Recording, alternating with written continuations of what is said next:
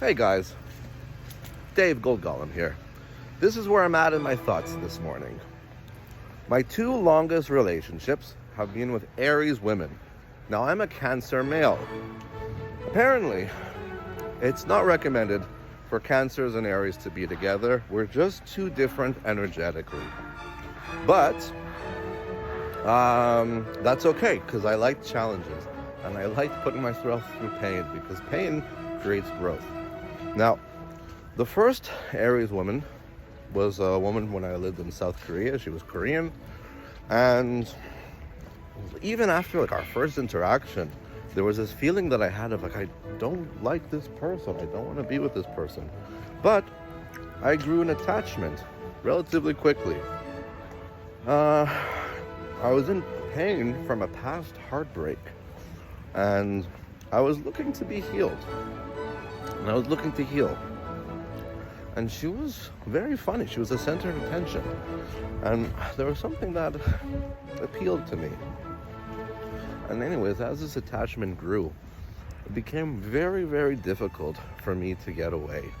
And I remember telling my friends and my family, I want to break up, I want to break up, I want to break up. And I was never able to. Actually, I did the opposite. I got more and more engulfed and enmeshed with this person. We even came back to Canada together. The relationship was just not good. She was always angry at me for everything. I didn't feel safe with her. I didn't feel like we could talk about anything. Also, we had a language barrier. It was just impossible to actually navigate. And also, she had zero accountability. I was always the one that had to apologize. I was always the one that had to say it was my fault. There was never anything on her side. But that's okay. You know, we came to an end. She went back to her country. I went to a different city. Right away, I started dating again. And also, right away, I didn't deal with the feelings. I started smoking weed again. I tried psychedelics. I did some other drugs. I was living this life that I thought was free. Back to being a serial monogamist.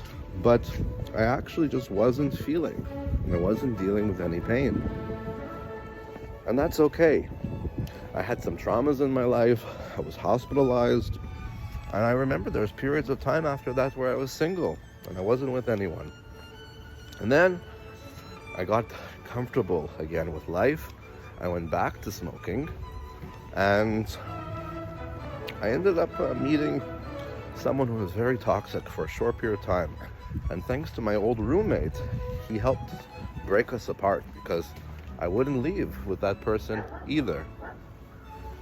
And then, hospitalized, came out of the hospital, started rebuilding my life. I was doing vintage clothes. I was working for myself, trying to rebuild my life. And that's when I met my last Aries. And there was advanced ways of her being that were very notable. Like, I'd show up and I'd want to bring things to her. And she'd say, you don't have to show up here. Just your presence is good enough. But I didn't understand that, because I wanted to be needed. I also want to give her things. Like, I gave her art, and I gave her things because I wanted to have pieces of myself in her home. I wanted to be part of her home. I wanted to be a part of her life very badly. And she was someone that told me she was an avoidant attachment style. And she told me many times she didn't have capacity. She didn't know how to have real intimacy. I didn't really believe her. I didn't really understand. And we fell in love. And she wanted to be in a relationship with me. And she chose me. And it was always a chase. And it was always such a pleasure, because she would disappear and then reappear. When she would reappear, it'd be such a spike for my cortisol levels. It's like, wow, she's back. And I was addicted to the chase. And I was addicted to the feeling of wanting to be chosen. But I wasn't walking in parallel with someone. I was chasing a person. I was chasing an idea. I was chasing potential. And that's exhausting.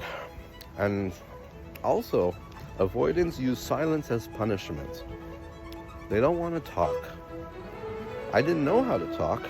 but I wanted to talk. I wanted to work through things, my things. But also that person had to take accountability for her side. And that didn't happen, which is okay. Because life was teaching me what I was attracting. I was full of fear, and I was scared of intimacy. So I wasn't able to actually land relationships that someone could walk parallel with me, because that's what I was attracting into the universe. So all this to say, now that I'm alone and I'm by myself, I'm learning not only to love myself, not only to love the journey, but to attract into this world peace. So that way I could find peace with someone else, someone who I could walk in tangent with, and we could develop unconditional love. Because that's what the life is. The real meaning of life is to live, to have unconditional love for everything, our fellow man, for everything in this world, and to love yourself. So, sure, I've made mistakes, I've escaped, I've used people to escape. I was scared to be alone, scared to have my own life, and that affected my relationships, but also my choice in relationships. Choosing people that are unavailable, emotionally unavailable, reflected something in my childhood, something that I grew up without. And this fear, this lack, that there's never enough, that's something that has held me back from my true potential, and held me back from my true self. And now I'm free, and I'm free to break these bonds of self. So I'm posting this video because I want you to know, whatever happens in your life happens for a reason, and be grateful, because sometimes the clouds seem dull and seem scary and seem sad, but there's a sun that's going to come out right after. There always is. That's life, the yin and the yang. So have a good day. Carpe diem. I think what I'm trying to say is that I don't understand, but it's okay that I don't understand.